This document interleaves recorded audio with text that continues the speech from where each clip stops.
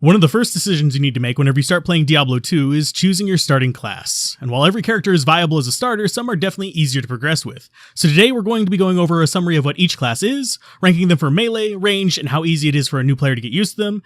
And as far as the rankings go, we'll use the A to F scale, with A being top tier and F being bottom tier. We'll approach these rankings from the position of someone playing for their very first time without looking up guides beyond this one.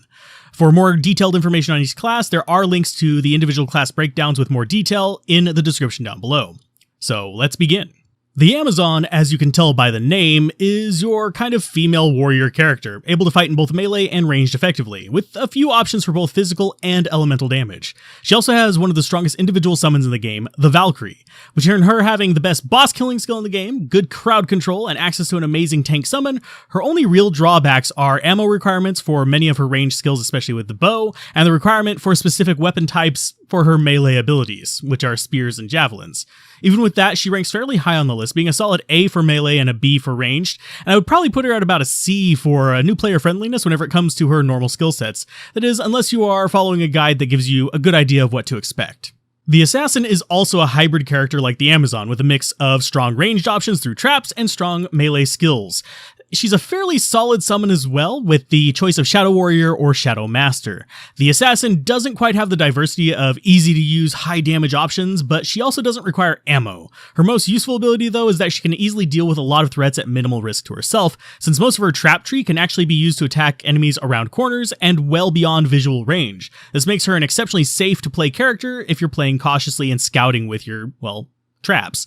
As far as her rankings, I would put her at a B for melee and B for range, and A for ease of use. This ease of use is what makes her my first pick for a new player that wants to play a ranged character, though she does have the drawback of not being quite as high on damage output as some of the other characters. The Barbarian is a more brutish sort, with very limited range options, but a lot of choices for short range and melee combat. While able to deal out a decent amount of damage and deliver a reasonable amount of mobility, it is worth noting that despite being a meaty boy, he can feel a bit more fragile in some of the other melee options without higher end gear. With good gear, his ratings would go up quite a bit, but for a new player with nothing but found gear, his melee would be a B, ranged a D, and probably a B for ease of use, since he's fairly straightforward in how he works for most of his skills, but isn't overwhelmingly awesome either.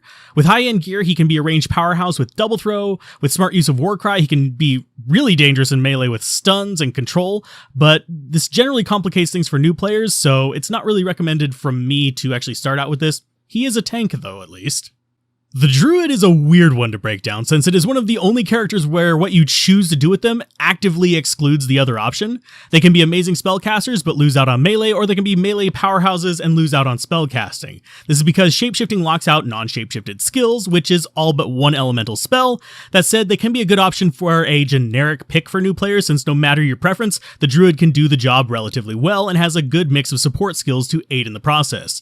It also makes choosing skills much easier, since you essentially only have two trees to worry about it with any given playstyle. Thanks to the shapeshifting form, I would give this Druid an A for melee, and thanks to the elemental tree, I would give the Druid B for range, mostly because the range skills are fairly limited range or hard to aim at times, but still very powerful. As far as usability, I would give him a B for ease of use, as long as you remember you need to be a shapeshifter or an elementalist. You can't really be both very effectively. The Necromancer is easily my favorite class, but I 100% recognize he's one of the worst for new players, since a lot will either fall into the trap of Summoner, which has trouble with bosses, or they'll be expecting a more direct damage build like the Sorceress. The reality is the Necromancer is a control mage, with powerful range skills that generally work best when combined with map control through curses and various types of summons like golems, bone walls, bone prisons, revives, and to a lesser extent skeletons as well. For melee, the Necromancer falls pretty low on the list, with probably a D from me, since it requires very specific gear to make it really useful. He can be strong there, but it takes a lot of work.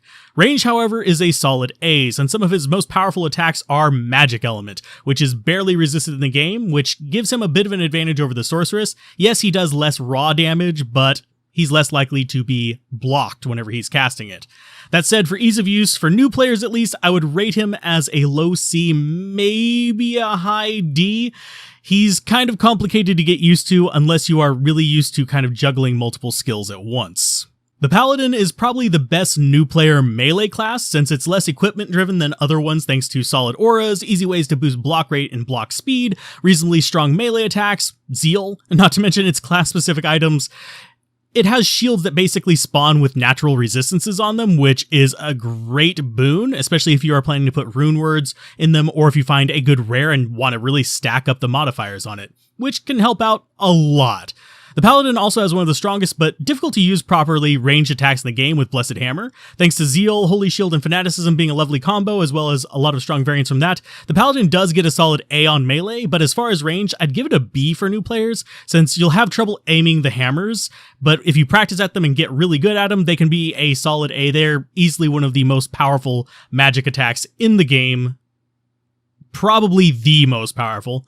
Now, as far as the difficulty to use, it's an A with a caveat. The Paladin tends to get into the thick of things even as a caster, even with the hammers, so it can be a bit harder to manage in higher difficulties until you're really used to how movement and healing work to avoid being trapped and destroyed by enemies. Last but not least is the Sorceress, the best magic fighting character in the game if you're going for speed, probably seconded only by the Paladin, and able to dish out a lot of damage. Not a bad pick for a new player, but a lot of extremely new players tend to find her a bit squishy or fragile, so getting used to the movement tech is pretty important, which lowers her playability score for me whenever it comes to new players. Generally speaking, I usually recommend Sorceress second for new players. Cut your teeth on something a bit more sturdy like the Assassin or Paladin, then use what you find on them to make your Sorceress more efficient. Needless to say, the Sorceress range is easily an A plus even, because it's AoE and high damage in many cases. Her melee is a D for new players, maybe even all the way down to an F, but she is possible to make into one of the highest damage melee characters with extremely late game gear. I can speak, but all that said, ease of use for her, I'd probably put it at a B. She's fragile, she needs to use movement tech, but she is still relatively straightforward to use. It's simply point at enemy and shoot, and you're usually fine. Anyway, I hope this helps you decide which character to start either now with or when Diablo 2 Resurrected releases, and as we said earlier, links to more detailed videos on each class can be found down below in the description as they're released. Now, get out there, keep gaming, and have fun. This has been Alzorath.